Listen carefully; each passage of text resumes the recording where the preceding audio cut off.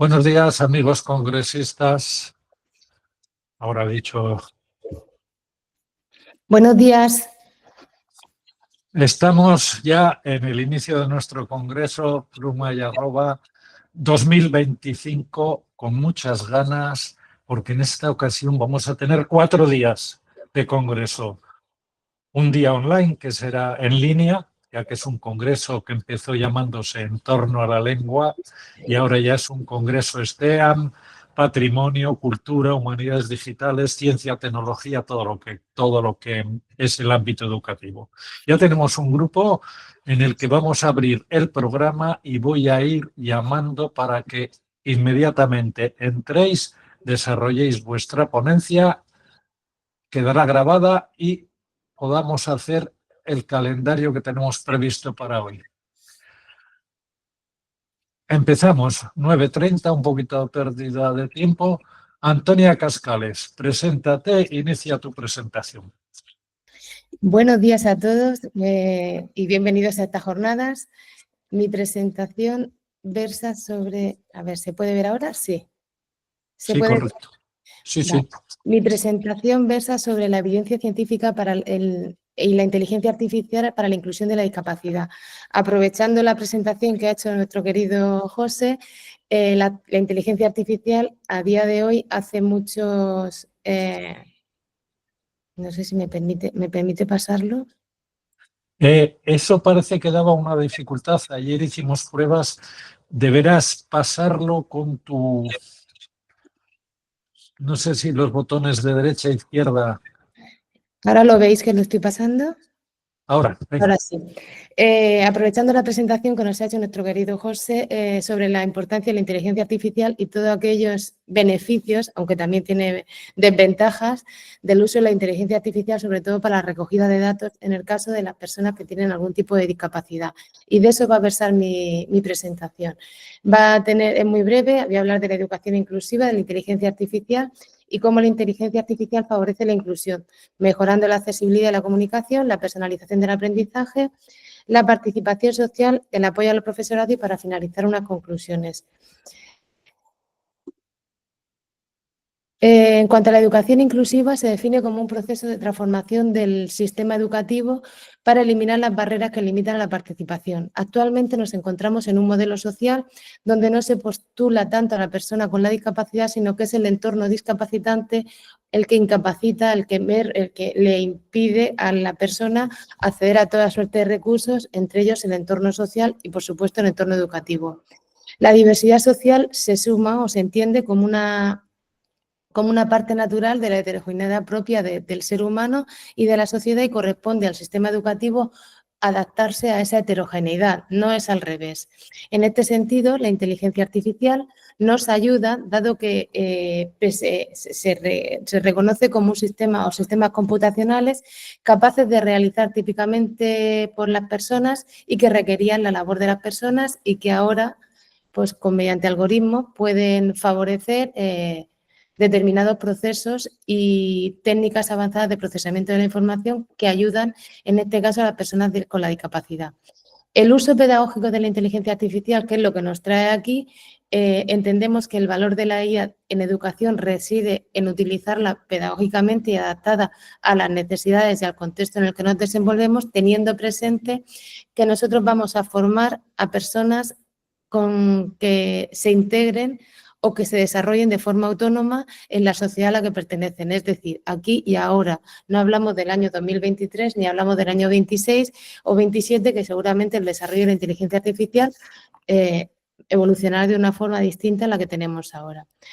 Dentro de la inteligencia artificial y como uso pedagógico me gustaría hablar de la importancia de que la inteligencia artificial sirva para potenciar la labor del docente y la autonomía del alumno. No pretendemos deshumanizarlo ni convertirlo en una serie de datos que parece ser que es lo que nos están vendiendo ahora mismo. Acaba de salir una noticia en todos los medios de comunicación indicando que la inteligencia artificial nos va a ser capaz de predecir informaciones y eso lo hace a través de datos que previamente han sido introducidos para que la inteligencia artificial trabaje. No se pretende eso cuando hablamos de inteligencia artificial en el ámbito educativo y en el ámbito de la inclusión. Y por último, la adopción de que la inteligencia artificial mantenga la agencia humana en el centro, es decir, el ser humano, el estudiante sigue siendo el protagonista, pero tan protagonista como el docente. Para eso el docente debe ser un guía profesional que oriente ese proceso. En ese sentido, el profesional debe de cualificarse, porque no es recualificarse en este contexto.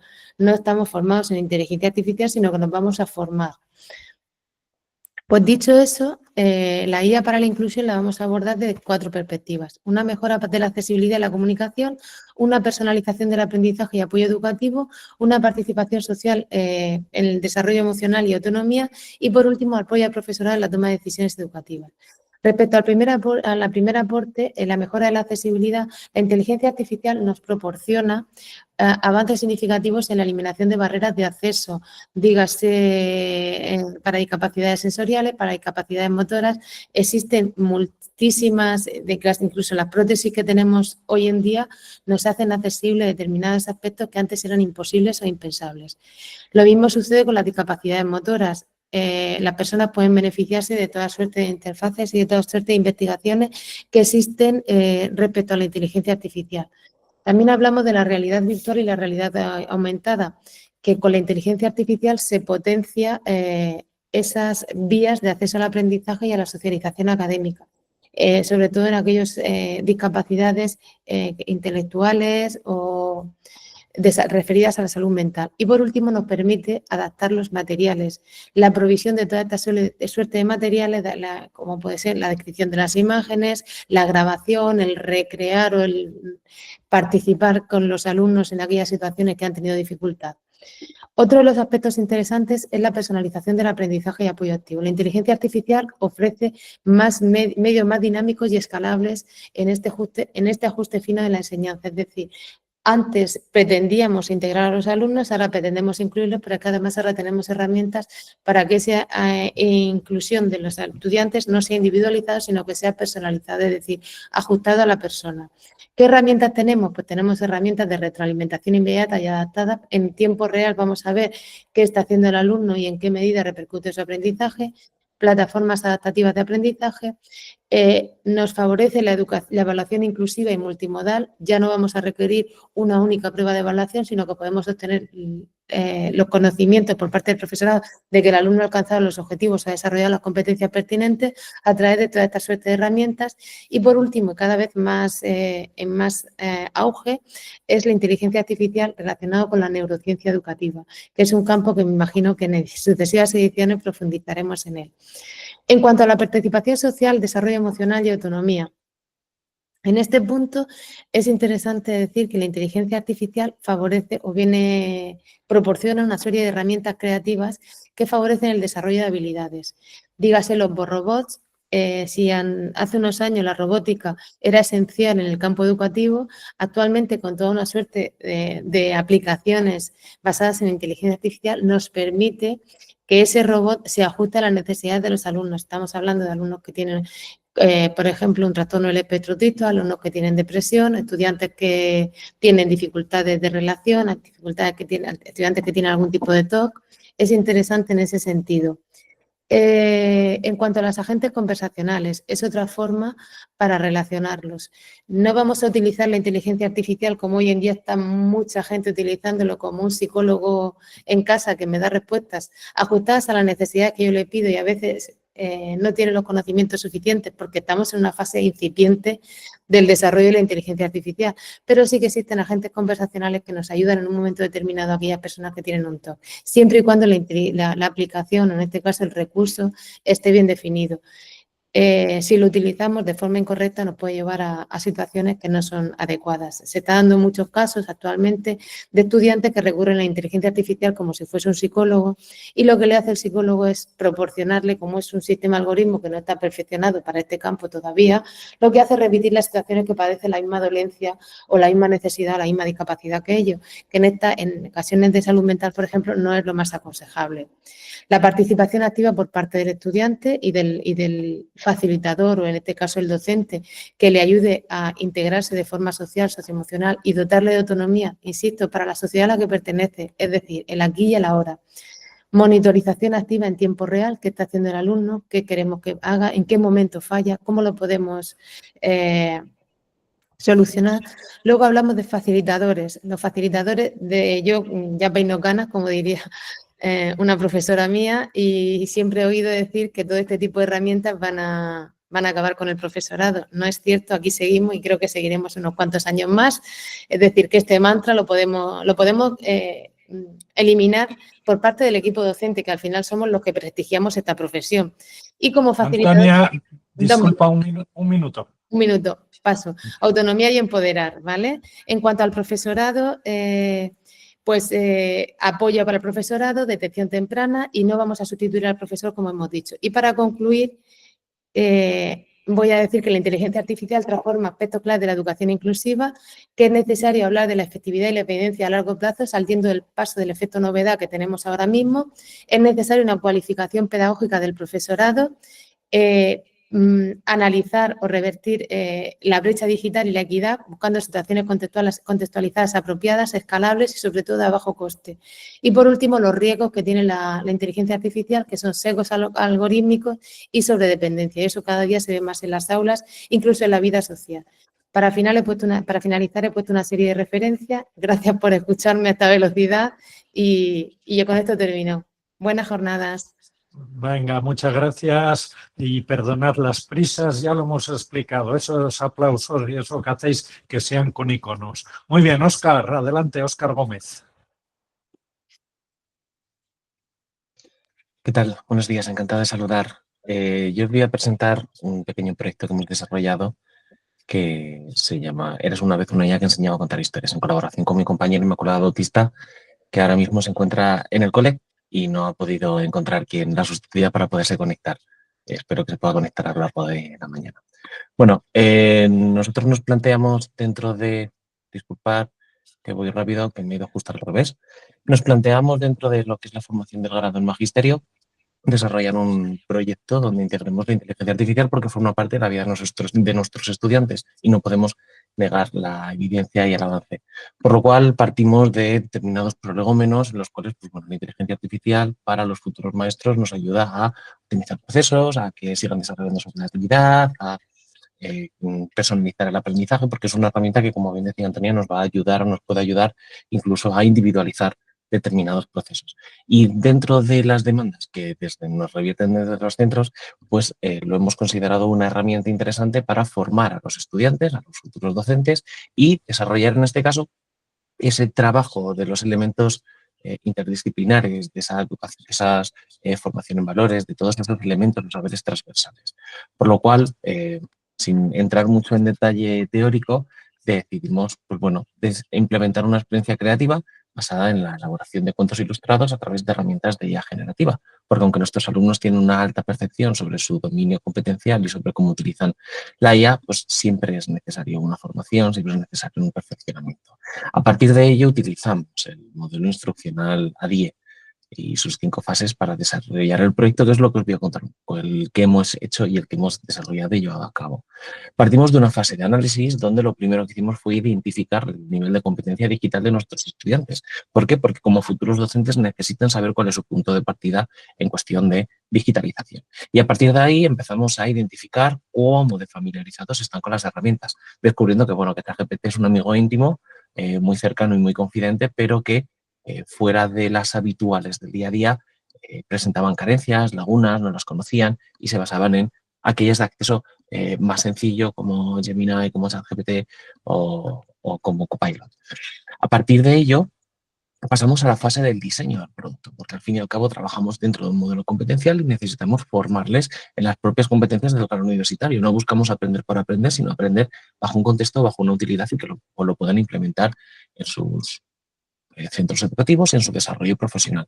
Por lo cual lo que hicimos fue el diseño de toda la experiencia integrado dentro del contenido de la asignatura. En este caso de una asignatura sobre convivencia, sobre educación democrática y educación en valores.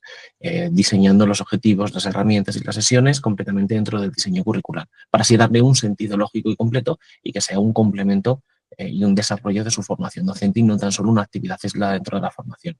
A partir de ello pasamos a la fase de desarrollo del proyecto. Hicimos un taller de inteligencia artificial aplicada a la educación, donde les enseñamos principales herramientas, cómo utilizarlas, cuáles son, cómo distinguirlas y creamos ahí una pequeña base de datos, les enseñamos cómo dar un prompt, cómo perfeccionar también la propia conversacionalidad con la IA generativa y luego estuvimos analizando las diferentes imágenes y textos que nos daba la IA para poder identificar en aquellos donde pudiese haber error, donde no pudiese haber error y que ellos también desarrollasen ese pensamiento crítico de todo lo que me dice la IA no es verdad o no es 100% verdad, sino también yo necesito poner esa parte humana al otro lado para poder desarrollarlo. Y empezamos con elaboramos diferentes instrumentos de recogida de datos que fueron validados a través del método interjueces, porque siempre hay que aprovechar estas situaciones para desarrollar ciencia, los cuales fueron validados por expertos universitarios y por expertos docentes de ahora. En este caso fueron 4 y 4. Posteriormente desarrollamos la implementación. Pasamos un cuestionario de preintervención sobre qué sabían los estudiantes, cuál era su competencia digital, si esperaban o no esperaban que crear estos cuentos con inteligencia artificial pues a ver útil, iba a tener un sentido pedagógico, iba a tener algún tipo de validez, para un poco saber cuál era el estado previo del que partíamos y a partir de ahí distribuimos temáticas, personajes, instrucciones en trabajos de grupos de 2 o 3 personas, los cuales se desarrollaron a lo largo de 3 sesiones de trabajo. Les dimos a cada uno de los grupos una temática concreta, ¿vale? En este caso basado en la educación en valores, porque era una demanda que nos hacían desde los centros el tener material educativo de este sentido que pudiesen utilizar y les dimos personajes, situaciones, pues tienen que tener todos los cuentos 3 personajes, tienen que tener al menos 5 escenarios, mínimo 10 conversaciones y debe de tener al menos 15 páginas. Y a partir de ello, de manera autónoma, base a todas las instrucciones y toda la formación previa que habíamos realizado, estuvieron elaborando los cuentos a lo largo de las sesiones. Una vez que estaban elaborados, cada uno lo montó con el programa a consideración porque tenían completamente libertad para desarrollarlo, para elegir la aplicación, para dar los prompts. Hubo alumnos que lo montaron en Google Site, otros en PowerPoint, otros en Canva. Utilizaron diferentes plataformas, incluso algunos se aventuró a hacerlo más interactivo con Genially. Pasamos a la fase de evaluación, donde hicimos una presentación conjunta de los cuentos, cada equipo presentaba los cuentos al resto de estudiantes, contamos con un total, que no lo he dicho, de 50 participantes, de 50 estudiantes matriculados en la asignatura que participaron el 100% de los matriculados afortunadamente en la experiencia y pasamos después de la presentación de los cuentos que se presentaron al estilo cole, en una asamblea, todos alrededor, íbamos contando cuentos, haciendo la actividad propia de animación a la lectura, un poco desarrollando esas habilidades y esas competencias, pasamos a una fase de reflexión, donde estuvimos con los alumnos analizando un poco el papel de la IA, si la IA nos podía ayudar a la elaboración de materiales, en este caso la creación de cuentos, cómo había sido la experiencia, qué podíamos llevar al aula, siempre buscándole ese sentido y ese valor pedagógico. Y luego les pasamos un cuestionario de postintervención. Hicimos el pre, pues luego pasamos el post para ver cómo era el análisis y la mejora de sus percepciones. Y ahora mismo nos encontramos en esa fase de análisis de los resultados, que todavía estamos analizándolo, tarda un poquito, y todos estos cuentos, lógicamente, no están creados para quedarse en un cajón, sino están creados para llevarse a donde se deben de utilizar, que es en los coles, que es a los niños, que es al aula. Por lo cual ahora mismo se encuentran en una fase de revisión, que es la fase actual de cuentos por docentes. Los hemos distribuido a lo largo de 200 centros educativos, con 200 maestros voluntarios que han recibido un montón de cuentos para poderlos analizar y decirnos si este taller o esta actividad o este proyecto piloto que queremos desarrollar a lo largo de los años y queremos profesionalizar, los cuentos tienen calidad, tienen valor, tienen sentido pedagógico, cómo se pueden integrar y qué nuevas pautas nos pueden dar pues, para poder seguir perfeccionando y desarrollando estas habilidades. Estos cuentos no os he podido traer ahora mismo ninguna muestra porque estamos en ese proceso de validación y también de reconocimiento a los estudiantes de los cuentos, porque la idea es crear una plataforma con los cuentos registrados donde estén a libre disposición de dominio público, por lo cual estamos en ello, pero bueno, entre los principales resultados que son preliminares, pues encontramos, bueno, que el uso de la IA, el uso de este taller nos ha permitido que el alumno desarrolle, pues tenga una mayor autopercepción de sus competencias digitales por el uso de unas plataformas, por el uso de comandos y destrezas más profesionalizantes y más específicas. Igualmente nos ha ayudado a la evolución del pensamiento crítico. Los alumnos sí que nos han revertido como opinión el hecho de que ahora ya poner un pelín, solamente un pelín, más en duda lo que les dice ChatGPT como verdad absoluta. Ahora ya no solamente es absoluta, ahora es relativa. Por lo cual algo hemos ganado en la evolución del pensamiento crítico.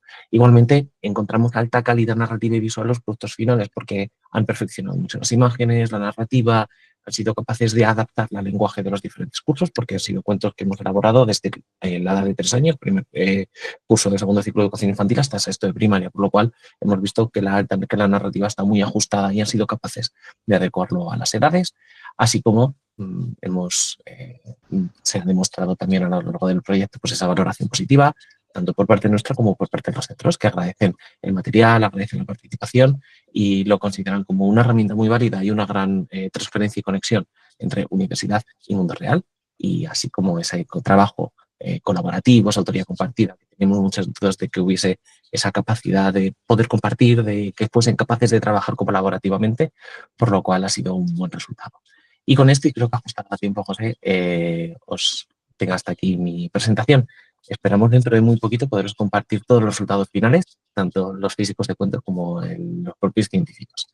Gracias a todos y gracias por acogernos en el Congreso.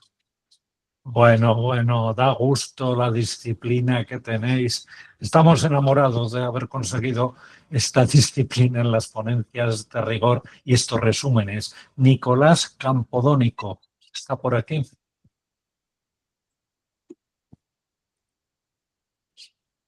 Isidro Sánchez Crespo. Repetiremos la llamada después. Isidro está, Nicolás, no. Daniel Incera. Dani, eres, ¿no? Sí, estoy por Adelante, Dani. Daniel, adelante. Bueno, muchas gracias por la... A ver qué estoy pasando sin querer. Vale, creo que lo vi a pantalla completa.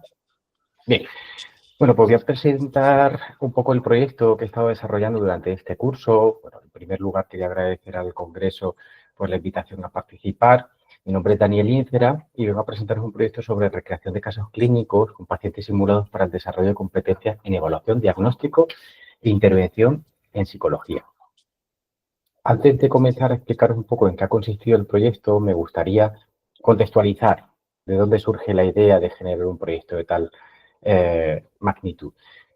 Estamos en un contexto de un máster en Psicología General Sanitaria. Para quien no lo conozcan, es un máster habilitante. ¿Eso qué significa? Que la mayoría de las personas que acuden a este máster no lo hacen porque quieran deliberadamente aumentar sus conocimientos en psicología sanitaria. Lo hacen básicamente porque es un máster que les da vía acceso a poder ejercer la psicología. De ahí, porque muchos alumnos y alumnas, y más en la modalidad online, como se desarrolla este máster, bueno, pues tengan una adherencia inestable a la participación en clases, a la asistencia a clases y a la interacción entre el resto de compañeros. De ahí que surge la idea de generar un proyecto de innovación que no solamente les resulte interesante de cara a su futuro profesional, sino que también mejore esa adherencia a asistir a las clases. De ahí surge un poco la idea, en el contexto de la asignatura Evaluación, Diagnóstico e Intervención en Psicología de la Salud de la adultez y la vejez, desarrollamos este proyecto. Hablo en plural, lo desarrollo con los alumnos, pero bueno, soy el único profesor que lo ha desarrollado en este máster y tiene como objetivo fomentar un aprendizaje aplicado, inmersivo, en los procesos tanto de evaluación, diagnóstico e intervención psicológica. Os voy a contar un poco cómo ha sido el desarrollo del proceso. Lo primero de todo ha sido el reclutamiento de 23 personas, que todos son personas sociosanitarias, en su mayoría son psicólogos y psicólogas ya sanitarios, colegiados. Y lo primero ha sido pues, reclutarlos y prepararlos para la realización y la simulación de los casos. A partir de ese momento, yo les transmití la información que quería que trasladaran en los vídeos que luego íbamos a utilizar en las clases. Hubo ahí diferentes retroalimentaciones correctivas para incidir en cierta sintomatología, tanto de manera verbal como de manera no verbal, y luego se procedió a la edición de los vídeos, edición y maquetación de los mismos. Eso es el trabajo previo al trabajo con el alumnado. Luego ya cuando empezamos a trabajar con el alumnado, empezamos con el briefing inicial. El briefing inicial consiste en analizar teóricamente pues, diferentes contenidos que eran necesarios para poder abordar más tarde, de manera más aplicada, en los casos clínicos, pues los diferentes trastornos que nosotros íbamos a abordar. Y en este caso, pues abordamos tanto modelos teóricos como diagnósticos diferenciales, estrategias de evaluación e intervención. Luego llevamos a cabo las sesiones en la plataforma en la que nosotros trabajamos tenemos una oportunidad pues, para realizar diferentes grupos de trabajo. Entonces, trabajamos de diferentes formas. Yo creaba esos grupos de trabajo y después de visualizar los vídeos, que ahora os voy a mostrar un pequeño fragmento, ellos tenían que ir a esos grupos de trabajo y trabajar de diferentes formas. A veces directamente interviniendo, evaluando e interviniendo sobre la sintomatología que presentaba el paciente simulado y en otras ocasiones uno de los alumnos en grupos de 2, de 3, simulaba la misma sintomatología que habían podido objetivar en los vídeos y el resto tenían que actuar como evaluadores para diagnosticar y luego pues, para poder aplicar las diferentes herramientas de intervención. Mientras que ellos estaban trabajando en estos subgrupos, yo iba transitando entre los mismos, iba dando retroalimentación correctiva y dándoles feedback sobre algunos aspectos claves. Después volvimos al aula general, que es donde llevamos a cabo el debriefing, y aquí pues, hacíamos un análisis conjunto de los casos clínicos analizados, ¿no? Veíamos cuáles eran los principales hándicaps que habían tenido para intervenir y también veíamos algunos tips que de cara a la práctica les podrían ser útiles en su futuro profesional. Como he comentado antes, el máster es totalmente modalidad online, de ahí que la metodología también lo sea. El alcance han sido 120 alumnos, corresponde a los 2 grupos que imparto formación en el contexto de este máster, y luego estos asociados al mismo han sido de cero, porque he desarrollado yo mismo todo el proyecto. Los contenidos que hemos visto en las clases de simulación son muy relevantes, porque por una parte hemos analizado aquellos trastornos que son más prevalentes en la población española, como son los trastornos de la ansiedad y los trastornos del estado del ánimo, y por otra parte hemos analizado aquellos trastornos que tienen mayores resistencias terapéuticas, normalmente, como son los trastornos de la conducta alimentaria y los trastornos por consumo de sustancias. Ahora os voy a mostrar un pequeño fragmento de uno de los vídeos que uno de los simuladores ha realizado y de los que hemos trabajado en la propia.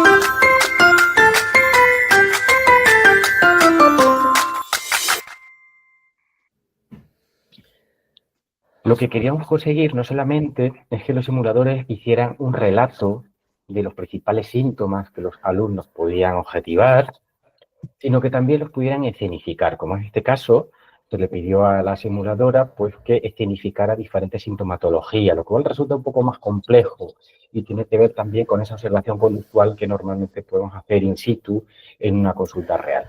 A partir de este tipo de escenificaciones, lo que llevamos a cabo fue pues, tareas como desarrollar un diagnóstico basado pues, en unas hipótesis diagnósticas, también en la aplicación de diferentes técnicas, como por ejemplo la psicoeducación o técnicas concretas que pudieran abordar un poco la sintomatología que está padeciendo la paciente. El plan de trabajo que hemos seguido ha sido el mismo que he comentado antes, salvo esa última fase de evaluación final, análisis de resultados y por el final que todavía no se ha llevado a término porque no hemos finalizado la edición del máster. De hecho, lo vamos a finalizar en una semana donde los alumnos ya tendrán oportunidad pues, para dar su feedback y poder analizar los resultados en su conjunto y poder llegar a conclusiones un poco más generales. Porque ahora a continuación os hablaré de algunos hallazgos que hemos ido pudiendo ver a lo largo del proceso. ¿Qué esperamos con este proyecto? Bueno, pues reforzar sobre todo un modelo de e-learning que está en auge. Hoy en día la mayor parte de universidades tienen sus programas formativos, formación estrictamente online y eso requiere también un esfuerzo por parte de los docentes para mejorar esa adherencia y esa asistencia a las clases, ¿no? A humanizar un poco el proceso docente. Aparte, dentro de las competencias, uno de los objetivos es, y lo que estamos esperando, es que no solamente los alumnos tengan capacidad para llevar a cabo y aplicar diferentes cuestionarios psicométricos a la hora de evaluar a un paciente, sino que también tengan herramientas para poder llevar a cabo una entrevista semiestructurada lo más realista posible. Uno de los principales hándicaps dentro de la psicología es el diagnóstico, que muchas veces dista un poco de la realidad o puede ser confuso.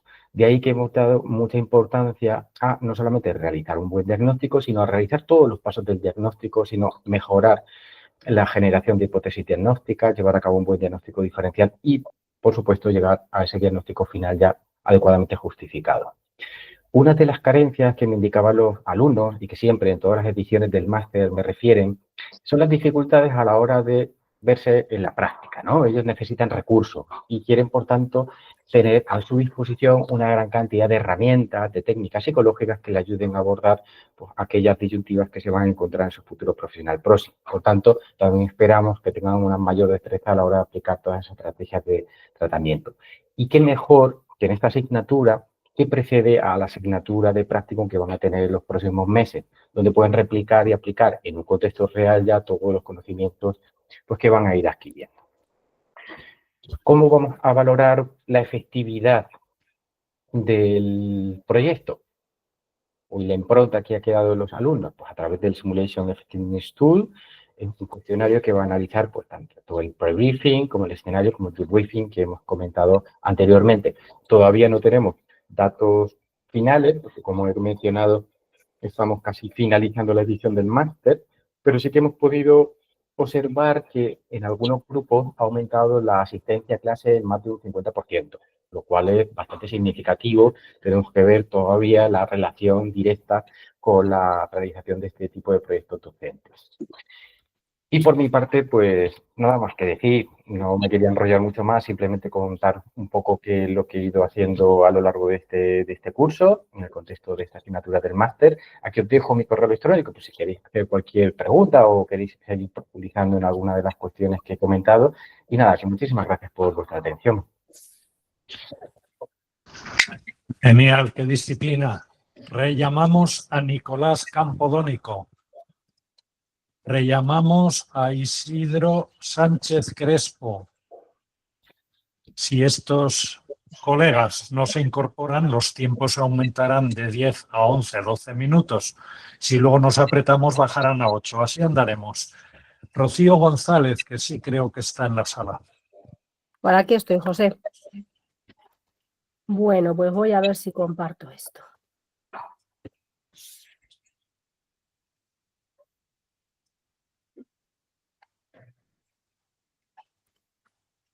Aparece de forma correcta, ¿verdad? Todo correcto. Vale.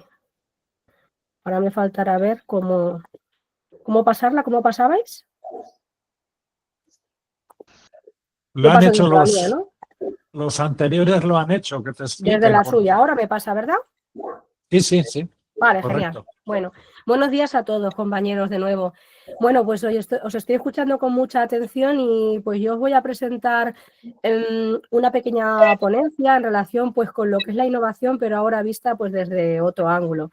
Yo he sido docente, bueno, me considero docente, porque es mi real vocación. Yo siempre digo que la educación es mi pasión y ahora pues tengo la fortuna de poder veros desde otro plano, desde el plano del que acompaña y del que observa, trabajando actualmente pues como inspectora de educación en la Comunidad Autónoma de Castilla-La Mancha. Y bueno, pues la pequeña ponencia que preparé en base un poquito a lo que me comentó José, pues es esta que os voy a presentar aquí. La inspección educativa como promotora de la innovación pedagógica.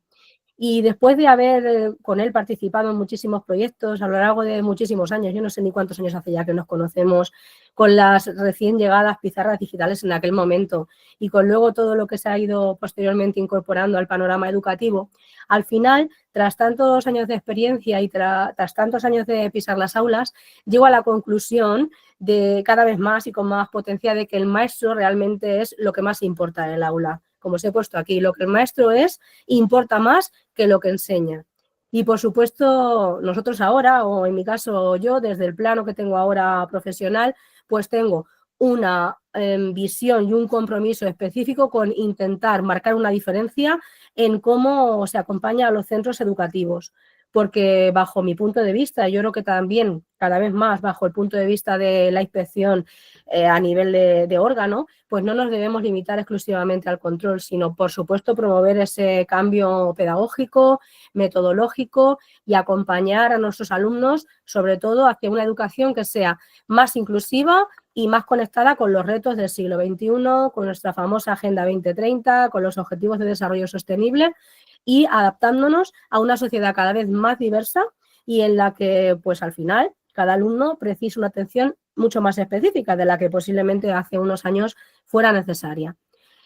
Dentro de todo lo que es esta base un poquito que os comento, que es en la que se basa un poco la perspectiva desde la que yo abordo esta nueva profesión en mi vida, considero que un buen inspector es sobre todo un líder educativo. Por supuesto que, como bien sabréis todos, ¿no? Los inspectores de educación tienen mucha experiencia profesional, es decir, para poder acceder a este trabajo hay que tener una experiencia profesional en las aulas previas y pues debemos estar ahí, yo creo que por vocación, sobre todo por vocación, y con ganas no solo de corregir, por supuesto, lo que no es de acuerdo a norma, lo que no está bien, sino de inspirar, de abrir horizontes, de conseguir que el profesorado confíe en lo que hace, de promover esas buenas prácticas que lleváis a cabo en las aulas. ¿Cómo? Pues reconociendo lo que funciona, reconociendo esas innovaciones que al final pues empiezan siendo pequeñitas en cada una de vuestras clases, pero que se pueden hacer grandes si la compartimos con otros compañeros.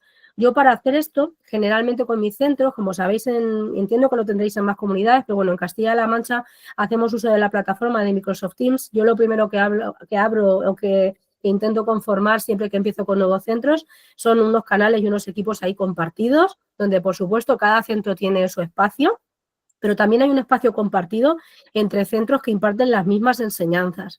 Cuando comenzamos la cosa empieza así pues tranquilita, pero luego la gente se anima a través de esos canales a compartir experiencias, a compartir también pues pequeños proyectos que están llevando a cabo, a compartir noticias, cuestiones de las que se van un poco enterando que pueden ser positivas para los centros y eso pues lo que hace es generar que esas pequeñas innovaciones o esas pequeñas prácticas que quizá en un comienzo no saldrían de nuestro entorno más próximo, pues se vayan diseminando pues a la zona, se van diseminando a otros centros y extendiéndose. Yo creo que los docentes valoramos mucho que se nos reconozca nuestro trabajo, que es algo que va asociado pues a esa vocación que decimos que tenemos, ¿no? Es una profesión totalmente asociada a la vocación y pues agradecemos ese reconocimiento también por parte de la sociedad.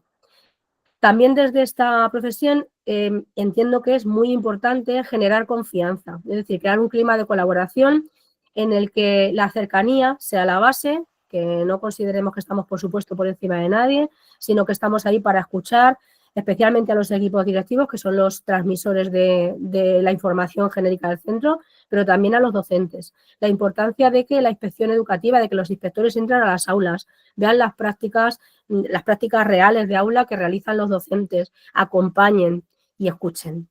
Y luego, pues, por supuesto, acompañar esa toma de decisiones para poder caminar juntos dentro del proceso de enseñanza-aprendizaje y ayudando, por supuesto, a priorizar, a evaluar, a sostener las dificultades y no ser, pues, meros controladores.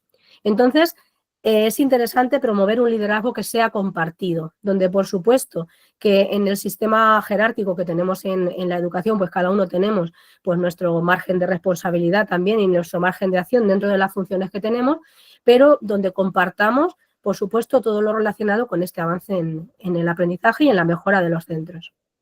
Bueno, aquí habéis comenzado hablando de grandes proyectos con inteligencia artificial, de cómo la inteligencia artificial llega a nuestras aulas, también de cómo intentáis desde vuestros proyectos motivar al alumnado a crear esos prompts, a participar en la misma, siempre pues con coherencia, con sentido y protegiendo sobre todo a nuestra infancia.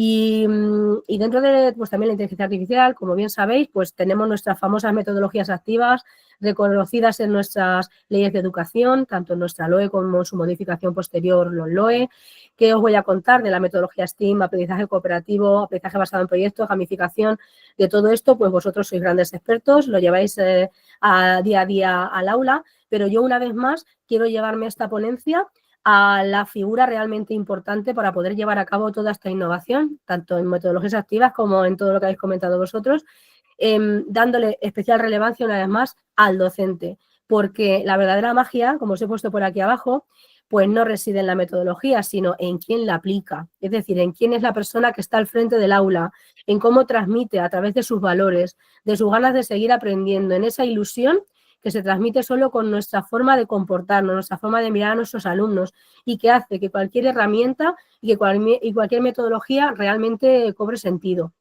A mí me horroriza un poco, permitirme que lo diga, el uso que veo que se le da actualmente pues, a las redes sociales, con la forma en la que determinados docentes intentan de alguna manera exhibir el trabajo que se hace en las aulas que parece que estamos exhibiendo un trabajo que no va conectado directamente con los alumnos, sino que es como un trabajo de cara a la galería. Y yo creo que se pierde un poco la esencia realmente de que el valor fundamental, de que la innovación fundamental parte del docente. Es más, todos conocemos y todos, pues en la medida de los diferentes puestos que representemos en la administración, tanto maestros, profes, como el rango que ahora mismo cada uno está ocupando, que en muchas ocasiones se realizan inversiones en cuestiones tecnológicas, inversiones en dispositivos que tenemos a nuestra disposición en el aula y que en muchos casos, si no se mima esta formación inicial y esta formación continua del profesorado, pues no dejan de ser recursos que están en las aulas, pero que no se usan, vamos, ni mucho menos con todo el potencial que tendrían. Es decir, yo creo que entre todos tenemos que darle la importancia que requiere a la figura del docente, potenciar pues todo lo que la figura docente supone para nuestra sociedad, darle cariño a nuestros maestros, darle cariño a nuestros profesores, que sientan el reconocimiento de la comunidad educativa y también, por supuesto, de la sociedad. Y creo que esa es una labor que tenemos que hacer entre todos y una vez que eso se vaya produciendo, yo creo que cada vez pues vamos avanzando en esa línea, ¿no? También por un poco el marco legal y cómo nos protege la administración frente a, pues a veces críticas o a veces problemas sociales que nos podemos encontrar en nuestro camino. Si vamos avanzando en esa línea, pues seguramente la innovación vendrá de la mano también, ¿no? Y nos iremos motivando también todos más a llevarla a cabo, incluso aquellos compañeros que puedan ser más reticentes a la misma. Aquí os he hecho alusión a un libro que me encanta, que se llama Mal de Escuela, de Daniel Pennack. No sé si habéis tenido la oportunidad de leerlo. A mí, que soy una defensora de la inclusión, que me encanta la inclusión, que me encanta trabajar pues especialmente con niños que puedan tener dificultades de aprendizaje o que puedan pertenecer a contextos más desfavorecidos, que no tienen todo lo que pues otros niños del aula pudieran tener, ni en disposición de cosas, ni por supuesto en disposición en muchas ocasiones de un respaldo familiar necesario. Pues en este libro Daniel cuenta su historia personal cuando era estudiante y él habla de la importancia de un buen docente. Él directamente en su libro se define pues como un mal estudiante, como un chaval pues que no prospera, cuyos maestros se molestan cada día en recordarle que no va a llegar nunca a ser nada, que nunca va a llegar a tener estudios, que no saben qué va a ser de su futuro, hasta que de repente aparece en su vida pues un profesor que cambia justo la perspectiva sobre él. Entonces lo que hace es motivarlo, lo que hace es hacerle sentirse capaz y ya sabéis pues el efecto, ¿no?, de las palabras, el efecto de las palabras en cualquier persona, pero especialmente en los niños. Entonces él, a raíz de conocer a este profesional y de sentir su acompañamiento, pues cambia totalmente y bueno, a día de hoy yo no sabría deciros pues cuántas titulaciones universitarias tiene este profesional y cómo pues por supuesto se acabó desarrollando pues como una persona pues al final formada, ¿no? Entonces, el poder ese de las expectativas tan valioso que tenéis en vuestra mano y que puede ir ligado directamente a cualquiera de estas cosas que estamos comentando de innovación tecnológica o puede no ir directamente tan ligado a ellas, pero que es fundamental en el aula, porque ¿de qué vale la tecnología si no hay un profesional con unos valores y con una inteligencia emocional que motive al alumnado? Así que para mí, sí, el profesor es el corazón de la innovación totalmente. Y dentro de esa innovación, saliéndome un poquito de lo que son, todo lo que os decía de las tecnologías y tal, comentaba al principio de la presentación para los que estabais conectados al comienzo, cuando nos presentaba José, pues lo que me está este año aportando todo el tema de codocencia. Quería aprovechar para recomendaros este libro, si no lo conocéis, a los que estéis trabajando en metodologías innovadoras. Se llama Docencia Compartida, Transformando el Reto en Oportunidad y es de Paula Mínguez y es un libro estupendo en el que se analizan diferentes dinámicas para poner en funcionamiento la codocencia en el aula y explotar pues las posibilidades que tenemos. Hoy en día, entiendo que todo lo tendréis en todas las comunidades, de que varios docentes estén en el aula. No me dilato más aquí. Al final el objetivo es esa equidad educativa, romper barreras socioeconómicas y garantizar que nuestro alumnado, independientemente de su lugar de procedencia, de su nivel académico, de las posibles dificultades de aprendizaje que pueda tener, pues que llegue a desarrollarse plenamente. En Castilla-La Mancha tenemos muchos programas educativos de innovación, sobre todo muchos programas dirigidos a la inclusión. especialmente sin entrar en ellos el programa PROA Plus, programa PISE, que muchos de vosotros conoceréis. El foco de la Consejería de Castilla-La Mancha está puesto en la inclusión, en que todos los alumnos sean capaces. Y me gustaría concluir diciéndoos pues, que al final creo que el compromiso que yo personalmente, y que creo que tiene pues, el colectivo en el que ahora mismo me encuentro, pues es un compromiso de vocación con el servicio público, de promover una mejora continua, de, por supuesto, velar por las normas y un compromiso con la formación permanente, de que nos renovemos pues, para conseguir esa innovación que todos queremos. Así que muchas gracias. Mi pasión es la educación, José. Creo que lo tienes claro. Rocío, coincidimos. Priorizamos al docente, dignificamos al docente y se garantiza el éxito educativo. Eso desde hace muchos años lo sabemos. Hemos sacado del aula, por cierto, dinamizad un poquito el chat. Venga, un comentario, ánimo, Rocío, nos ha encantado esos aplausos, esos positivos. Hemos sacado del aula ahora mismo, si es que estamos en jornada de trabajo, a Fernando Villar. Buenos días, José. ¿Me escucha bien? Adelante. Buenos días a todos. Bueno, pues yo voy a hablar un poco de lo que es el emprender desde las áreas STEM en el centro, y de hecho estoy en clase. O sea, no es que esté fuera del aula, estoy dentro del aula y mis alumnos se me están escuchando. O sea, cualquier cosa que diga que sea mentira, ellos mismos van a decir que es mentira. Pero bueno, vamos a hablar un poco de nuestra tradición con las áreas STEM. En nuestro caso, llevamos años trabajando especialmente desde el pensamiento computacional de un modo transversal con el resto de áreas. Y eso nos ha otorgado pues, la posibilidad pues, desde mostrar cómo hacer una célula con chuches que sea interactiva, que tocando el huevo frito de chucherías te diga que es el núcleo, o nos ha posibilitado desarrollar proyectos de aprendizaje servicios con más de 20 centros educativos, con muchísimos alumnos, en el cual iban a residencias de ancianos a trabajar cómo recuperar la memoria, especialmente con las personas que tenían Alzheimer. Y esto lo hacíamos con placas sencillas, pero al final teníamos siempre un problema, que era la financiación para hacer estos proyectos. El centro siempre no nos puede otorgar estos recursos para hacerlo. Y con esta idea y queriendo trabajar en esta línea, habíamos decidido pues dar un paso más y hacer proyectos más complejos que nos suponían un gasto alto de dinero con nuestros propios alumnos.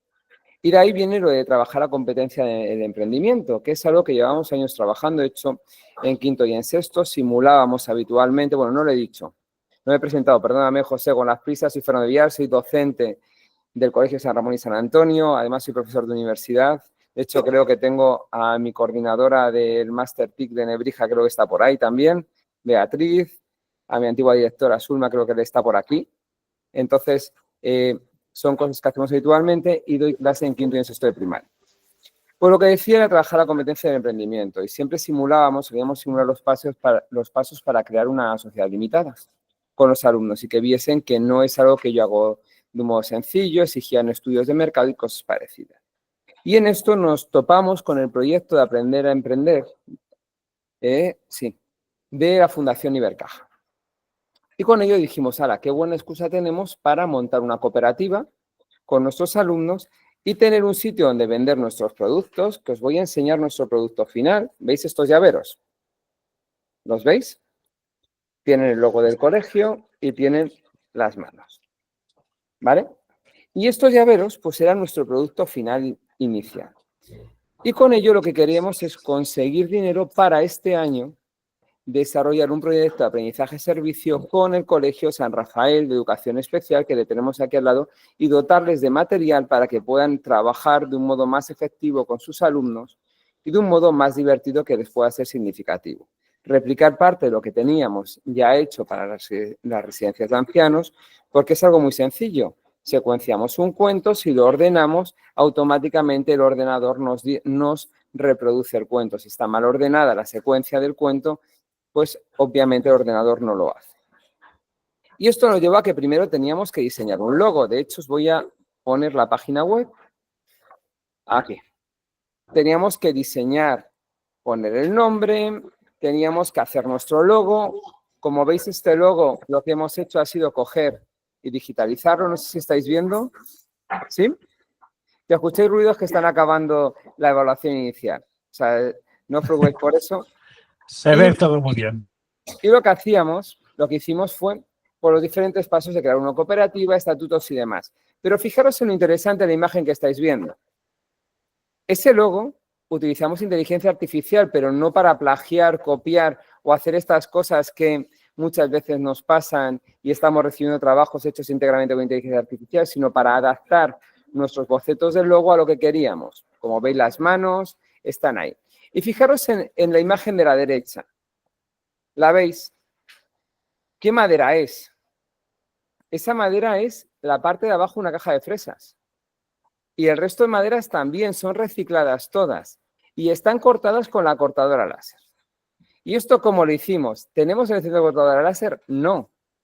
Teníamos acuerdo con una empresa para usar la suya, pero al final, a través de la visita que tuvimos en el centro para ver cómo estamos trabajando de un director general de educación de la Comunidad de Madrid, como era David Cervera, lo que hicimos fue, nos dijo, oye, ¿y si usáis la del CETIF centro? Y fuimos a la calle Limonero con ellos, nos fuimos andando desde el centro, que está cerca de Bernabéu, hasta la calle Limonero, que son 2 kilómetros andando, en junio, para poder cortar nuestros llaveros allí y utilizar los recursos que allí teníamos. Y con esto, venderlo luego en la feria que ellos tenían, en la feria que estaba dentro del proyecto de Aprender a Emprender. Y con el dinero que recibimos, que fueron más de 250 euros por la venta de nuestros llaveros, lo que conseguimos fue, hemos conseguido ya la financiación para realizar el aprendizaje servicio que queremos hacer este año. Y con ello practicar el emprendimiento. Pero siempre decía un amigo que la magia del ABP es que siempre te devuelve más de lo que tú aportas. Y la magia es que cuando había que vender algo, decidieron crear más productos para poder hacerlos y poder vender y recaudar más dinero. Y así es como conseguimos esa cantidad tan importante de dinero. 200 y pico euros ya tenemos para el cartón pluma que necesitamos, para comprar las makey-makeys que nos hacen falta y diferentes cosas para poder contribuir a ello. Y sin más, este es el proyecto que tenía que enseñaros, cómo hemos emprendido y aprendido a la vez desde las áreas STEM. No sé si alguien tiene alguna pregunta. Y si no, José, creo que me he ceñido al tiempo. Sí, perfecto, enhorabuena. Me da la impresión de que vamos a superar los congresos anteriores de lo bien que estamos desarrollando hasta ahora, tanto el orden como la calidad de las ponencias. Las preguntas se hacen en el chat y luego se envían a los ponentes en su caso o los visualizáis y contestáis. Llamamos a Nicolás Campodónico. Si se ha incorporado, participa, y si no, le vamos a ir eliminando. Isidoro Sánchez Crespo, Isidro, tampoco, y saltamos a Marcela Berchiaya. Buenos días, Marcela. Hola, buenos días, José, desde Argentina, gracias. Bueno, yo no estuve al principio cuando hiciste las presentaciones. Yo soy directora de Escuela Rural, acá estoy en Argentina, tempranito, son las casi 5:20 de la mañana. Soy cientista de la educación y también soy psicóloga. Bueno, he recorrido el sistema educativo desde todos sus estratos y bueno, yo también me inserto en esta línea de ponencias en las cuales se reivindica lo humano. Alcancé a escuchar a mis compañeros anteriores y bueno, estuve ahí chusmeando un poquito las ponencias que se habían expuesto antes de conectarme y algunas tienen que ver con la IA, bueno, que me parece súper importante, pero la mía se inserta en este grupo de ponencias que recuperan lo humano. La mía en especial tiene que ver con el encuentro.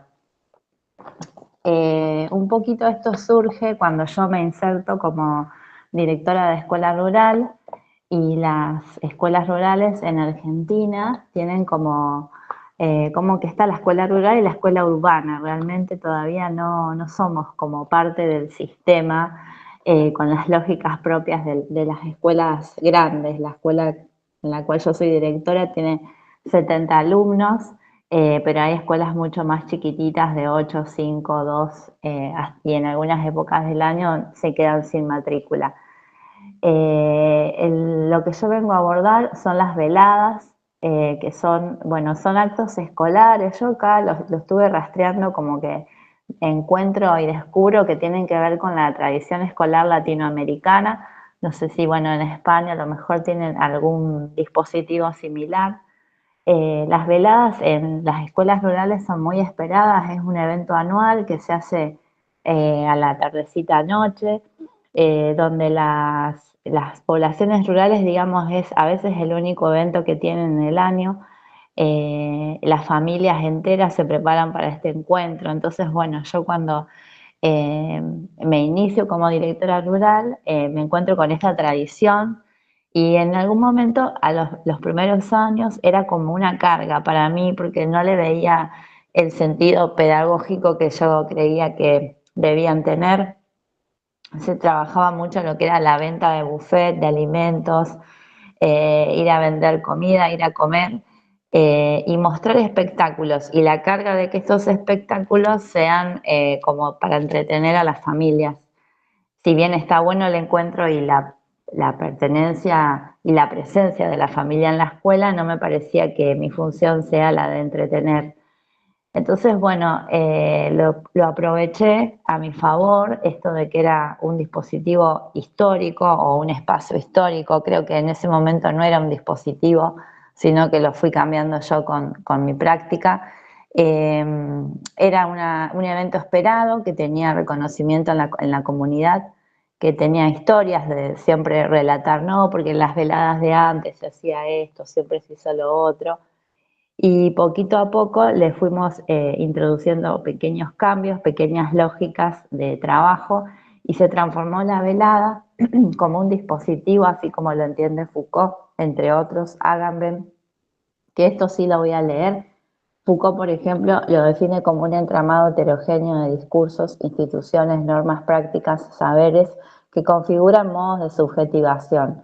Era la pretensión entonces de transformar la velada en un espacio donde se insertaran este entramado, ¿no?, de estas prácticas, discursos, la historia, la tradición, las expectativas y la cultura del lugar y resignificar eso en pos de poder subjetivar en estos encuentros, así como se fue transformando en, por ejemplo, espacios de militancia, porque hemos trabajado propuestas teatrales que tenían que ver con el género, ¿no?, también con la deconstrucción de estereotipos.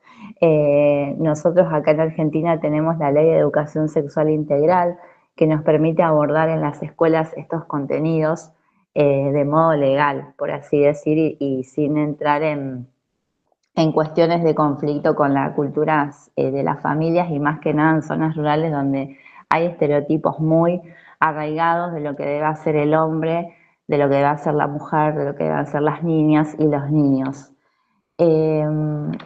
Las veladas en nuestra escuela tienen esta impronta entonces donde elegimos al principio de año un eje problemático a abordar. Se trabaja todo el año en función de generar objetos simbólicos para poder mostrar, para poder compartir, para sensibilizar. Los niños más grandes de séptimo grado, que son los últimos de la escuela, que ya después empiezan en la escuela secundaria, son los que trabajan las cuestiones vinculadas al género. Y poco a poco esto como que se fue contagiando con directores de otras instituciones y se pudo como resignificar a nivel de ruralidad el sentido que se le dan a las veladas.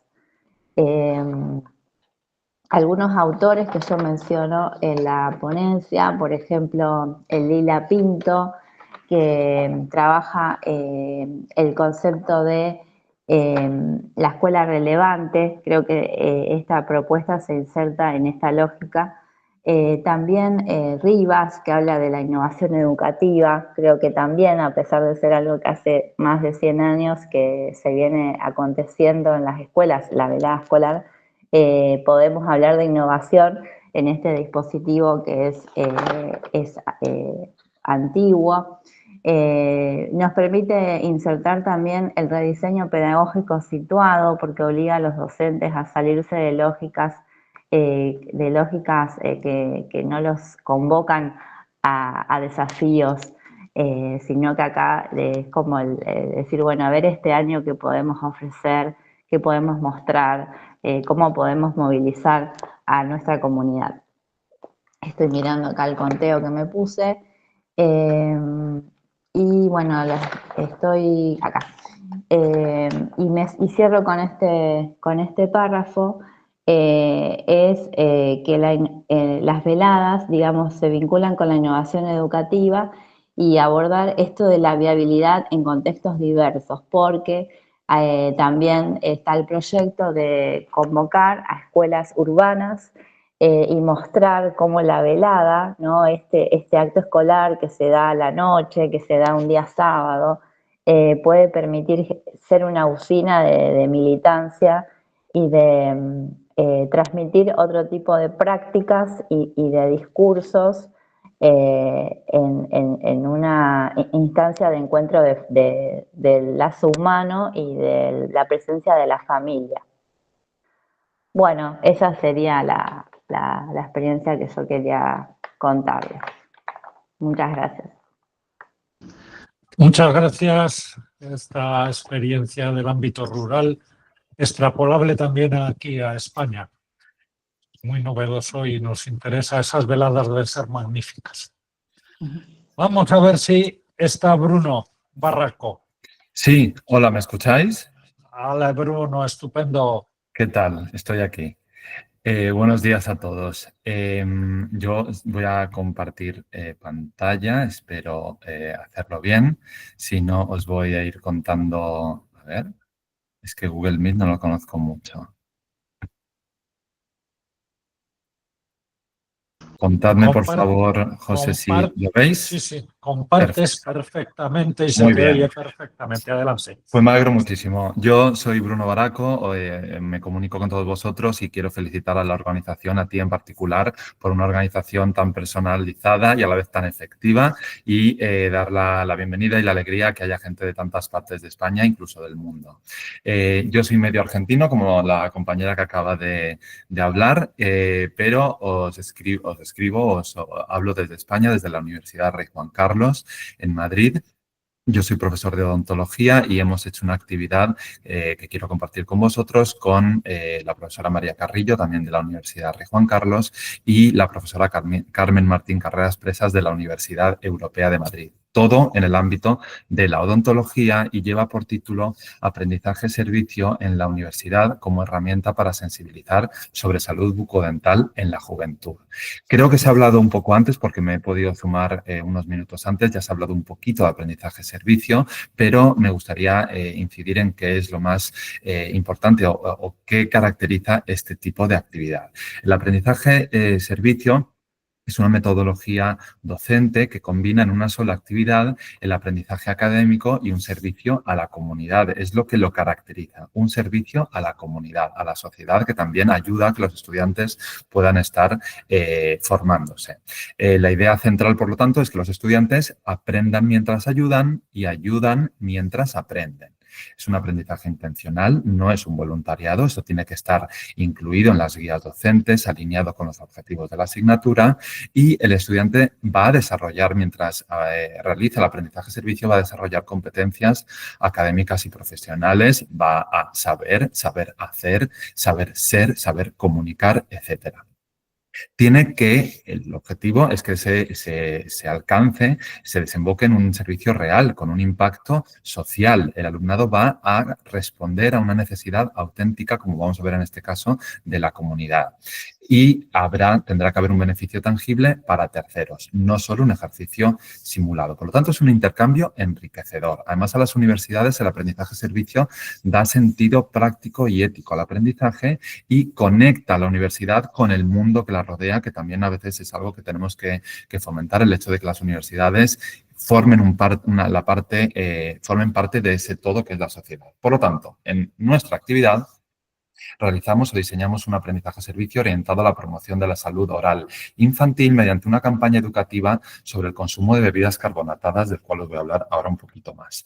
La intervención se alinea además con objetivos de desarrollo sostenible de la ONU, los famosos ODS, en particular con el ODS 3, que hace referencia a salud y bienestar, y al ODS 4, que hace referencia a conseguir una educación de calidad. Por lo tanto, siempre tengamos en cuenta eso, que aprendizaje-servicio, el alumno se forma, pero hay un compromiso social, hay un beneficio de la sociedad tras el aprendizaje o la consecución de esa actividad.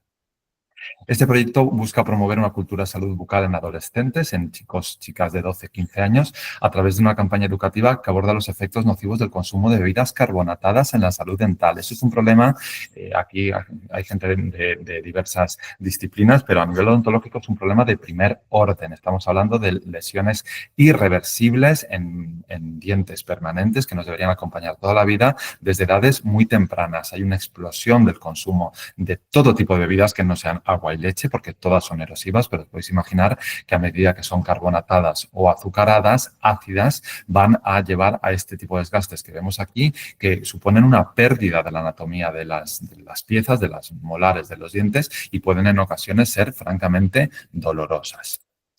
Por lo tanto, los objetivos fueron evaluar la motivación, satisfacción y percepción de utilidad social de los estudiantes de odontología, de estudiantes de posgrado, en un proyecto de aprendizaje-servicio centrado en el diseño y ejecución de una campaña educativa sobre los efectos del consumo de bebidas, como hemos dicho, en población juvenil. Y queríamos también concienciar sobre el impacto negativo de las bebidas carbonatadas en la salud oral, es decir, fortalecer competencias en investigación, análisis crítico y comunicación. Muy importante esto, la capacidad de comunicar en los profesionales de la salud y contribuir además a la sostenibilidad curricular mediante proyectos de impacto social. De modo que reclutamos a los 9, la muestra era pequeña, pero el máster de de estética dental de la Universidad Europea ese año era de 9 estudiantes, luego los vamos a ver, muy internacionales, por cierto, y diseñamos una campaña que se implementaría en 2 escuelas de la ciudad de Madrid, para llegar y conseguimos impactar en 120 personas, 120 estudiantes de entre 12 y 15 años. La metodología, como se ha dicho, fue activa e interdisciplinar, basada todo englobado en un modelo de aprendizaje-servicio. Finalmente, una vez concluida, evaluamos qué experiencia habían tenido los estudiantes mediante entrevistas semiestructuradas y cuestionarios. Hubo una fase primera en la cual los alumnos tuvieron que recibir ellos formación, evidentemente, sobre los procesos destructivos dentarios y además también sobre cómo buscar fuentes basadas en evidencia y, por lo tanto, fiables para poder ellos diseñar la campaña siguiente y realizar una revisión sistemática sobre lo que irían a continuación a explicar a los estudiantes de 12 a 15 años, a nuestros adolescentes. En la fase 2 desarrollaron una infografía con mapa conceptual, así como material audiovisual en forma de un vídeo. En estas edades tan tempranas es lo que mejor les llega. Vídeos además muy cortos, vídeos formato TikTok, vídeos formato Instagram, para poder llegar a ellos con más facilidad y que el impacto fuera mayor, pudiendo concienciarles en mayor medida. Tras la realización de estos vídeos, mediante una escala Likert, preguntamos a nuestros alumnos de si estaban muy en desacuerdo o muy de acuerdo con lo siguiente y los porcentajes fueron realmente altos. Fue una actividad que notamos desde el principio que gustaba mucho a nuestros estudiantes. Pensaron que esta actividad reforzó su compromiso ético y profesional, que consiguieron un impacto tangible en la comunidad objetivo, como eran estos adolescentes, tuvieron un grado de satisfacción muy alto con su proceso formativo, es decir, con lo que aprendieron antes de realizar la campaña de concienciación y además se notaron muy motivados a participar, incluso a participar en futuras acciones de estas características. Por lo tanto, para concluir, el aprendizaje-servicio se consolidó en nuestra experiencia como una estrategia educativa efectiva para fomentar la motivación intrínseca de nuestros estudiantes, su satisfacción, lo cual siempre debe ser un objetivo para mantenerles conectados y, que es lo distinto del aprendizaje-servicio, la concienciación social. El proyecto no solo logró un impacto educativo en la población infantil, sino que también contribuyó significativamente al desarrollo profesional y humano. A mí me gustaría destacar que noté un cambio muy importante en estos estudiantes a la hora de aprender a comunicar, aunque ya no fuera sobre este tema, aunque fuera sobre un tratamiento que tuviera que realizarse cualquier paciente, desarrollaron mucho las competencias de comunicación y me gustaría destacar que esto tiene que ser un objetivo siempre humano que nos va a diferenciar de cualquier herramienta de inteligencia artificial, especialmente importante en profesionales sanitarios.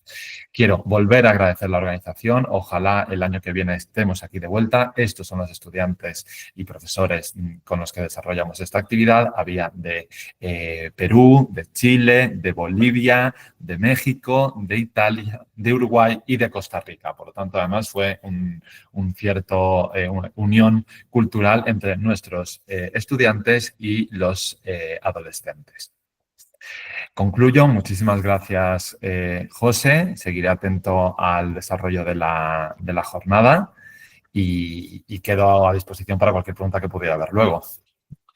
Muy bien, muy agradecido. Seguimos aprendiendo, como no. Vamos muy bien de tiempo. Si todo se cuadra y no se incorporan las dos faltas, habrá una oportunidad de intervenciones. Esperamos a la siguiente ponencia. Nicolás no está, Isidro no está. Silvia Conde. Ya mismo voy. Buenos días, muy buenos días. Soy Silvia Conde Izquierdo. ¿Veis mi pantalla? Perfecto todo. Y compartido, vamos. Fenomenal. Y por si acaso, por quedarme tranquila, ¿se pasa a la siguiente diapositiva? A ver. Dame un segundo, perdonadme. Sí. Confirmado. Vale, fenomenal. Vale, pues nada, como os comentaba, muy buenos días. Me presento, soy Silvia Conde Izquierdo. Actualmente vengo a presentar la ponencia titulada Explorando el desarrollo del conocimiento tecnopedagógico en docentes de educación primaria en España, avances con el modelo TEPAC 21 y el enfoque STEAM hacia una educación innovadora integral. Resultados preliminares. Como digo, son resultados preliminares porque este estudio constituye una fase inicial dentro de una investigación más amplia que desarrollo junto a Álvaro Moraleda y David Pascual, y razón por la cual hoy expongo esos resultados preliminares. El marco que lo inspira es la transformación digital, un fenómeno que ha configurado un nuevo escenario educativo en el que los docentes deben ser capaces de integrar la tecnología de manera crítica, creativa y contextualizada en sus prácticas. Como la transformación digital, como bien sabemos, no solo ha renovado los recursos didácticos disponibles en el aula, sino que también ha modificado de manera sustancial la forma de concebir la enseñanza, el aprendizaje y, como comentaba antes la compañera, el propio rol docente. En este contexto, se hace imprescindible contar con modelos teóricos y prácticos que integren tanto la tecnología, la pedagogía y, sobre todo, las competencias clave del siglo XXI. Con este propósito, la investigación analiza el nivel de desarrollo del conocimiento tecnopedagógico en docentes de educación primaria en España a través de la herramienta TEPAC +21, que se desarrollará más adelante, para identificar patrones, brechas y oportunidades de mejora. Asimismo, se examina la pertinencia del enfoque STEAM como estrategia pedagógica que articula competencias disciplinarias, tecnológicas, pedagógicas y transversales, fundamentales para afrontar los retos de la sociedad contemporánea. Por lo tanto, el estudio persigue un doble objetivo. Por un lado, analizar el nivel de desarrollo del conocimiento tecnopedagógico, entendido como una extensión del modelo clásico de Misra y Kohler, pero en el TEPAC 21 además se incorporan las competencias del siglo XXI, tales como pueden ser la creatividad, el pensamiento crítico, la colaboración, el liderazgo y la ciudadanía global. Y, por otro lado, explorar el potencial del enfoque STEAM para traducir dichas competencias en prácticas educativas reales e innovadoras. Para ello, se adoptó un diseño cuantitativo descriptivo correlacional. La muestra estuvo integrada por 250 docentes de educación primaria en activo y estaban distribuidos en centros públicos, privados y concertados. La selección de la muestra fue intencional, procurando que hubiera diversidad territorial, institucional y profesional. En términos geográficos, participaron docentes de prácticamente todas las comunidades autónomas de España y destacaron la Comunidad de Madrid, Andalucía, la Comunidad Valenciana y Castilla y León en mayor medida. El instrumento empleado, como comentaba, fue el cuestionario TEPAC+21, desarrollado por Alemán Sarabia et al. 2023, contaréis con la referencia más adelante, y además fue acompañado de variables sociodemográficas y contextuales. Las respuestas se recogieron en una escala Likert de 5 puntos y el cuestionario se administró en formato online entre los meses de mayo y julio de 2025. Se aseguró el anonimato, el consentimiento informado y, por supuesto, la protección de datos. Para comprobar la validez estructural del instrumento se realizó un análisis factorial exploratorio con método de componentes principales y rotación Varimax, en el que los criterios de extracción eran autovalores de lambda superiores a 1 y cargas factoriales mayores o iguales que 0,40. La adecuación muestral fue verificada mediante Kaiser-Meyer-Olkin, o sea, la prueba KMO, y la prueba de esfericidad de Bartlett. El cuestionario con esto mostró alta fiabilidad con alfa igual a 0,902 y una varianza explicada del 76,66%. Esto nos permitió confirmar su pertinencia para evaluar competencias docentes en contextos mediados por tecnología.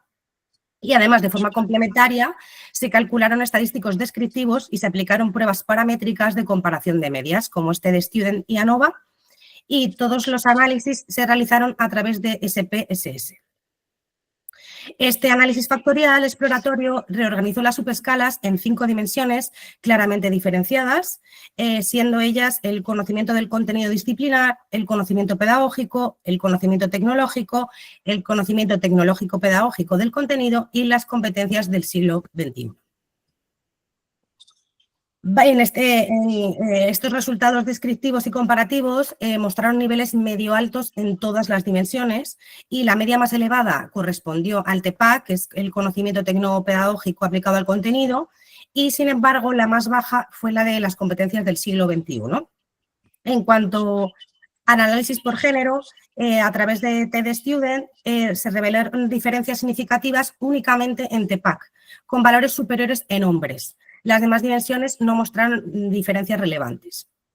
En cuanto a la titularidad del centro, el ANOVA no identificó diferencias significativas, salvo en algunos ítems puntuales relacionados con el pensamiento crítico, las estrategias inclusivas y el diseño de experiencias digitales, aunque los tamaños del efecto fueron muy reducidos. El ANOVA por comunidad autónoma mostró diferencias significativas en tan solo 5 de los 36 ítems y con tamaño del efecto medios y altos, lo que indica un peso práctico relevante en torno a un 15% de la variabilidad explicada. En cuanto al análisis por área de docencia, no arrojó diferencias significativas en las competencias del TEPAC+21. En cuanto a la edad, inicialmente se establecieron 4 grupos etarios y tampoco se obtuvieron diferencias significativas en la mayoría de los ítems. Y por último, en cuanto a la variable experiencia profesional, se recodificó también en 3 grupos para valorar su experiencia como es experiencia inicial, experiencia intermedia y consolidada. Y el ANOVA mostró diferencias significativas en 5 ítems vinculados con la planificación, la reflexión y el dominio conceptual, pero con efectos muy pequeños, lo que al final limita su relevancia práctica. En cuanto al análisis correlacional, el coeficiente de Pearson evidenció una correlación muy fuerte entre edad y experiencia docente, como era de esperar, aunque ninguna de ellas se asoció significativamente con las dimensiones del modelo. Y las correlaciones entre las dimensiones fueron positivas, altas y significativas, y sobre todo destacó la relación entre el conocimiento tecnológico y las competencias del siglo XXI y entre el conocimiento pedagógico y TEPAC. Por lo tanto, el cuestionario TEPAC+21 cumplió con los estándares psicométricos internacionales, lo que al final valida su aplicación en contextos de innovación educativa. Los resultados muestran que el profesorado español presenta fortalezas en la integración de la tecnología en el TEPAC, en línea con otros estudios internacionales, pero sin embargo las competencias del siglo XXI, como es la creatividad, el liderazgo, el pensamiento crítico y la ciudadanía digital, aparecen como áreas deficitarias. Al final esto refleja una formación centrada en lo instrumental con menor énfasis en dimensiones sociales y éticas. En cuanto a las diferencias de género, se limitan exclusivamente al TEPAC y con efectos muy pequeños, lo que sugiere más bien una influencia de trayectorias formativas y autopercepción más que un determinante estructural. En cuanto a la ausencia de diferencias significativas entre centros públicos, concertados y privados, refuerza la idea de que la innovación depende de factores microcontextuales como es el liderazgo escolar o la colaboración docente. Asimismo, la interrelación entre las dimensiones confirma esa necesidad de abordar las competencias de manera integral. En este sentido, la articulación entre TEPAC+21 y el enfoque STEAM constituye una vía prometedora para impulsar prácticas interdisciplinarias creativas y críticas, centradas en la resolución de problemas reales. En definitiva, los resultados subrayan la urgencia de programas de formación continua, contextualizados y sostenidos en el tiempo, que fortalezcan el conocimiento tecnopedagógico desde una perspectiva integral y situada. Por último, se presentan algunas de las referencias más relevantes utilizadas en la investigación. Y sin más dilaciones, para finalizar, agradezco sinceramente su atención y expreso mi reconocimiento al equipo organizador del Congreso Pluma y Arroba. Muchas gracias.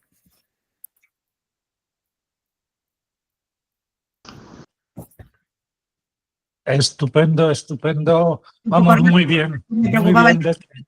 Dime, dime. No sé. Me preocupaba el tiempo y creo que he ido muy rápida, pero prefería ajustarme. Voy a ver, te han sobrado 2 minutos. Fenomenal. Ha sido porque hemos alargado a 11 minutos más o menos. Esto va de miedo. De hecho, vamos a abrir el micrófono ahora cuando cerremos la primera sesión, después de que intervenga Anita Ceridouni. A ver, ¿se me escucha? Hola, hola. Estás genial. Hola, estoy muy contenta de estar hoy aquí. Ya desde hace mucho tiempo que conozco a José, ya desde mi época de doctoranda, siempre ha sido muy generoso conmigo, me has ayudado, me has enseñado muchas cosas, así que muy contenta de estar aquí porque hace tiempo que no nos vemos. Pero bueno, soy Anita Ceridouni, espera que voy a compartir primero la pantalla. No sé si compartir toda la pantalla o solo... Vale, voy a compartir toda la pantalla por si acaso.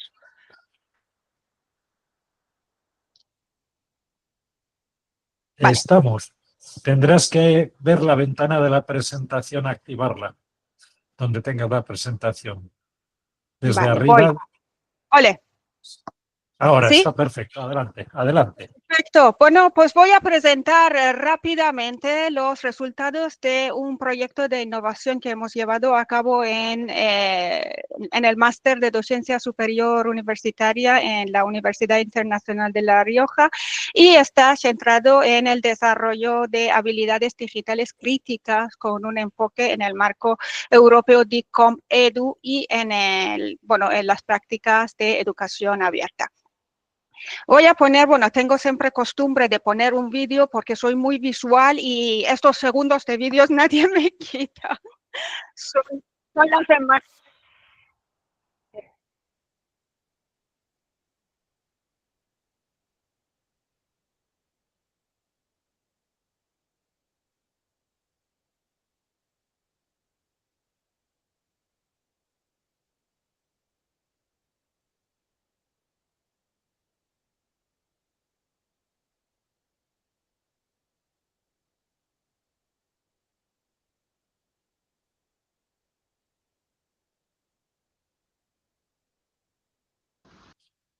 Se ve, pero no se oye, Anita.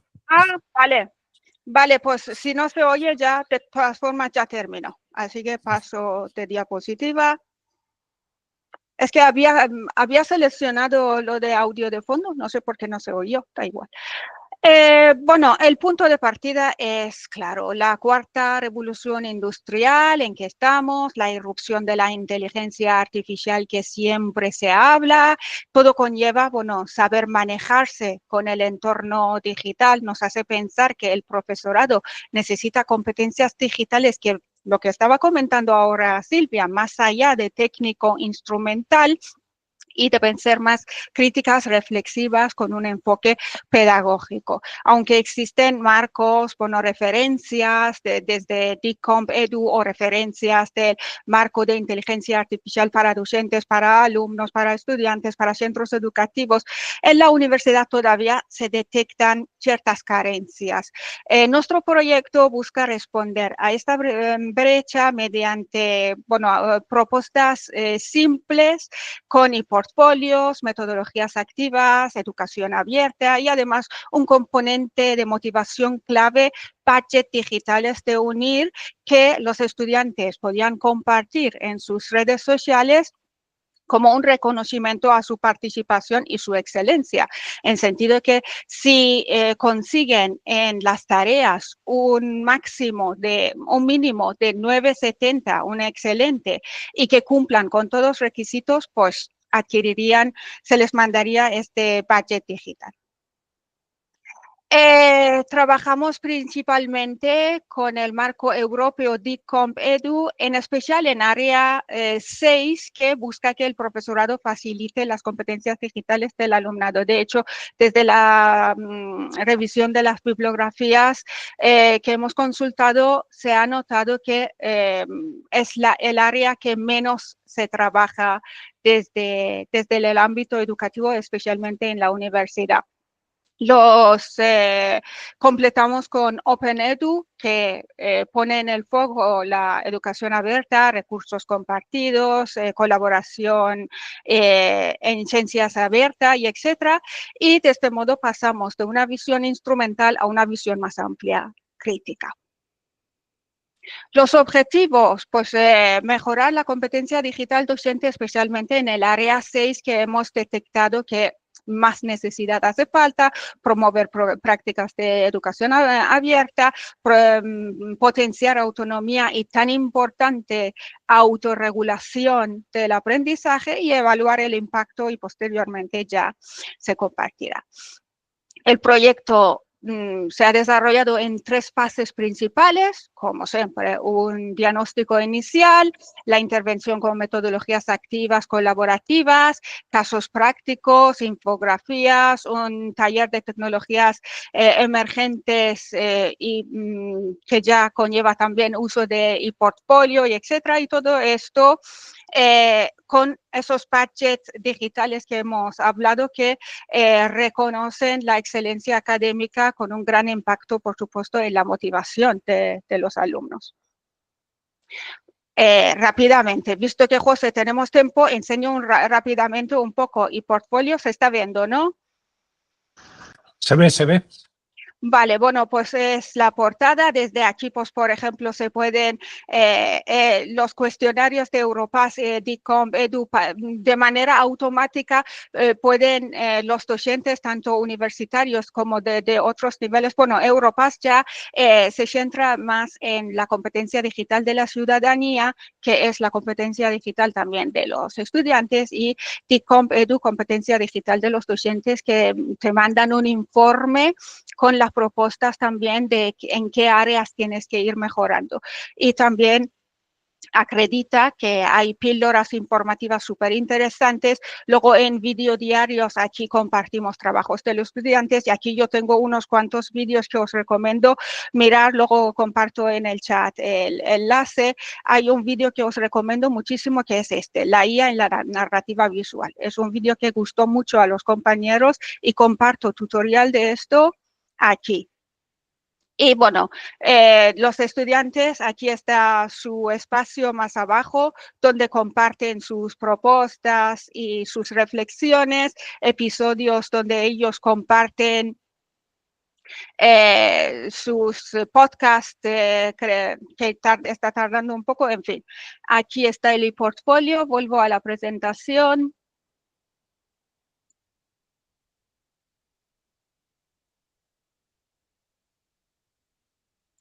Bueno, los resultados, como resultado han sido positivas. De hecho, queremos ampliar esto y llevar al máster de tecnologías educativas y competencias digitales de UNIR.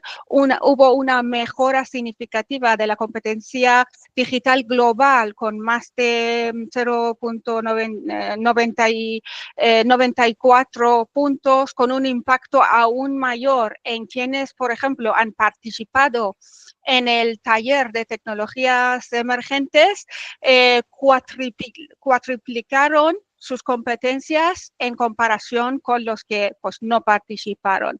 Destacó, pues, por ejemplo, avances en diseñar tareas colaborativas, la competencia creación de contenido digital, fomentar uso creativo de la tecnología y además logramos progresos importantes en educación abierta con un incremento notable en el uso de licencias abiertas, docencia en abierto, y esto muestra que el proyecto tuvo un impacto real en el desarrollo pedagógico crítico de las competencias digitales.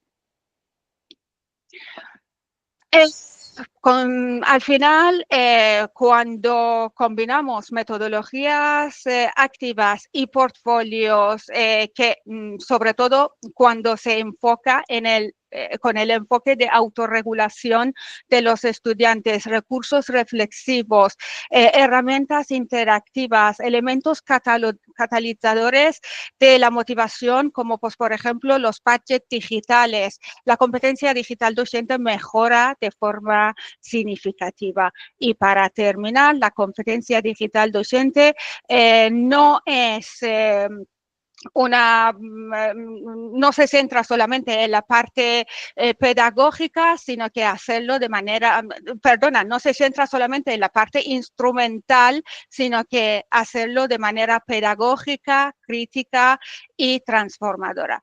Nada más, paso la palabra y gracias. Muchas gracias. Me has dejado, tengo que hacer un comentario referido al queridísimo portfolio.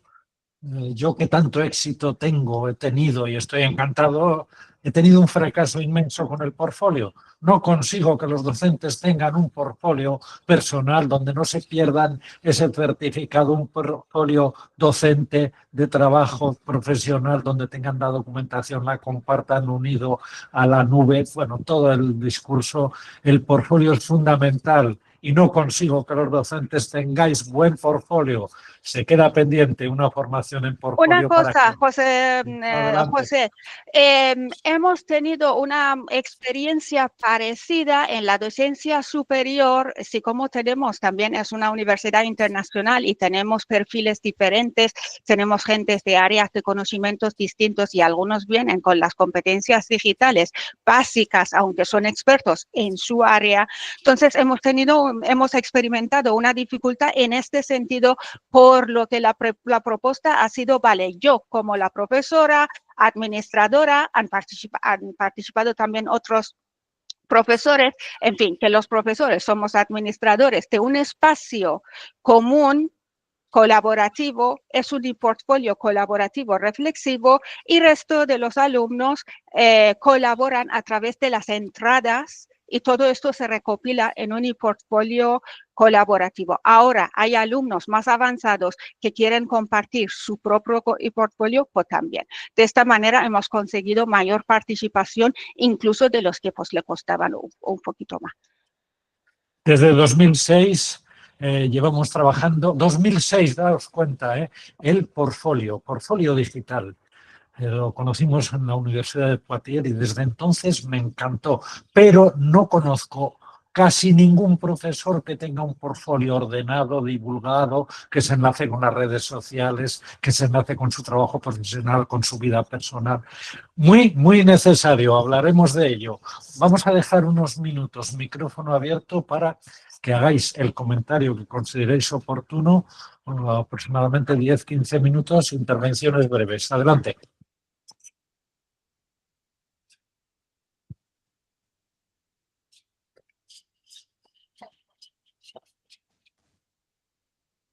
¿Estáis dormidos? ¿Os habéis ido? No, José, estamos aquí. Profesor Como José, cuando estaba en clase. creo que estamos atónitos por todo lo que hemos visto. Maravilloso, son experiencias que nos nutren y nos dan ideas. Entonces, pregunta en sí yo no tengo, pero sí una felicitación a los ponentes porque todo lo que han presentado nos da muchas ideas. De acuerdo. Igualmente, ¿me escuchan? Hola José, hola a todos. Nuevamente también me adhiero a Zulma, realmente felicitarlos y agradecerles esa generosidad para compartir el conocimiento que han venido llevando a cabo. Y a lo mejor sí tengo una pregunta para compartir, sobre todo con nuestras compañeras que están relacionadas con la competencia digital o estas competencias digitales de los docentes.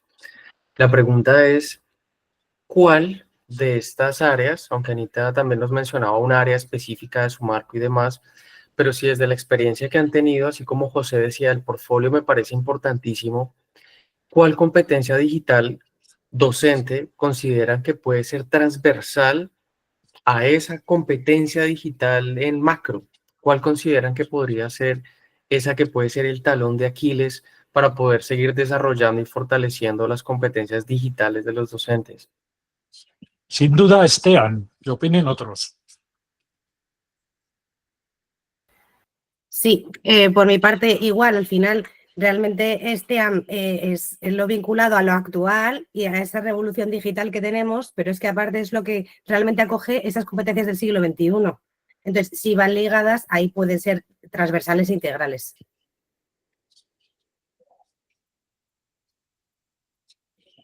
Por supuesto. Y también es que tengamos en cuenta que estamos en la era de transformación. Con la inteligencia artificial cada vez más todo está automático y es que además es un gran apoyo en muchas tareas que podemos desarrollar y automatizar a través de la inteligencia artificial, pero la competencia básica transformadora es esta faceta humana y la creatividad humana que hasta el momento que yo sepa la inteligencia artificial no puede suplir.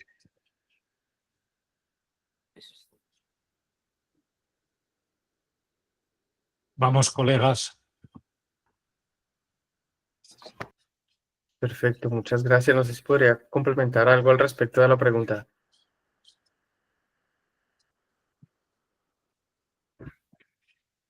¿Me escuchan?